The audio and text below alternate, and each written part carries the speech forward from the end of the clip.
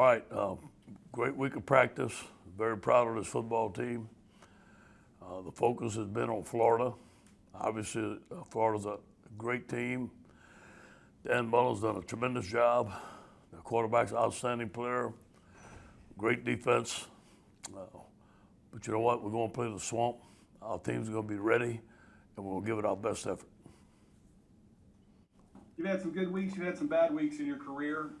Where would this one rank? And then how do you handle it? Is it just one bite at a time kind of deal? You know, hey, I'm not going to have a bad day. I'm the head coach of LSU. That's always going to be my answer. You know, there's some weeks that are tougher than others. I think the guys bounced back. It was a tough Monday. But I think, you know, playing Florida, you know, another big game. I think it helped turn the page, helped forget about the last week and move forward, which is a good thing. Ed, you talked about Eric on Wednesday officially opting out. How have you talked with the team since then, and what sense do you get from the team moving forward as you go into the final two games?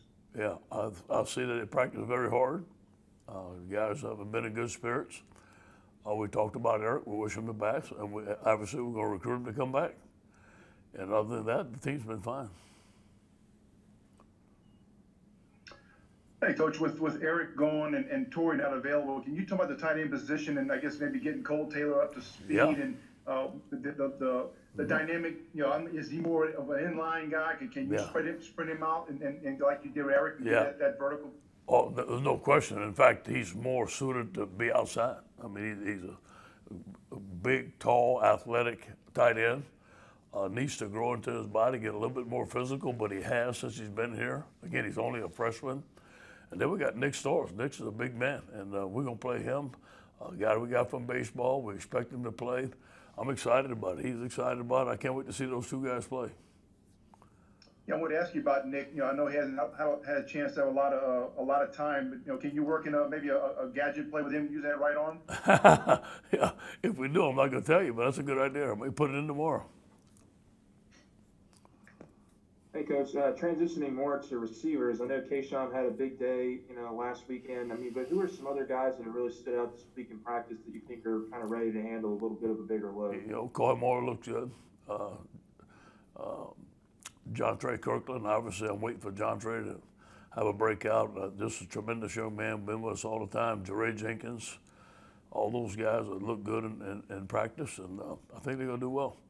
Hopefully Trey Palmer. Trey Palmer's been has a nagging injury, and if he's full speed, we can get him some reps and play him in there.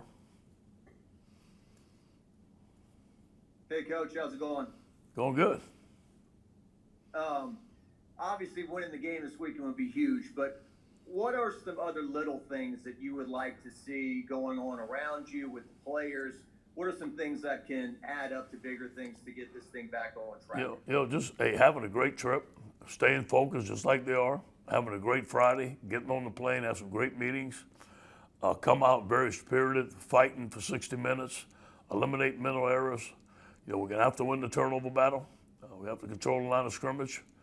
You got to win third down, and you have to eliminate the explosive plays on defense. And I guess it's obviously all water under the bridge now, the opt-outs and whatnot. But besides the big names, could guys like an Eric Monroe, a Marcel Brooks, those kind of guys, does that kind of add up to that could really help your depth this year? Yeah, no question. You know, everybody that we lost, you know, probably would have played. But now the good thing is a lot of young freshmen are playing. So they're getting seasoned, they're getting some good repetitions, and I think it's going to pay off for us in the long run. Coach, I got some rapid fire ones for you. Quarterback decision. Have you made your choice? Yeah, you know, Max. We're going to talk about it, but it looks like it's going to be Max. We haven't made the final decision yet. But Max has been practicing with the first team, and TJ with the second set of reps. We can go either way, but it looks like it's going to be Max. But we have not made the final decision. We're going to tell them tomorrow. Not having the crowds like we're used to, it's kind of a good time to try it, right? To get a first road. Yeah, you know, obviously playing in the Swamp is going to be new for any freshman playing at night, but I think those guys are ready to handle it, and not having 100,000 people, whatever they have, doing that Gator Chomp, whatever, I think is going to be a advantage for us, but I'm sure they're going to have a crowd. I'm sure they're going to be loud. What about racing? Any shot on getting Race is back? out. He's not available for this week. You think he's done for the year? He hadn't said that, you know, and talking to Jack, it's an injury that hasn't healed yet.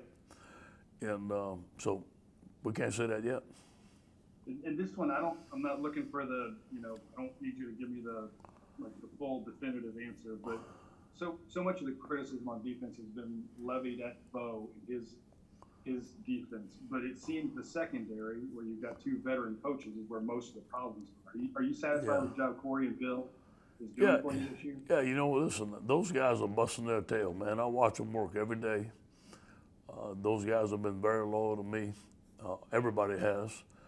Obviously, we're going to look at everything at the end of the season, which is coming up soon, evaluate everything and see where we got to go from there. Thanks, Coach. Okay.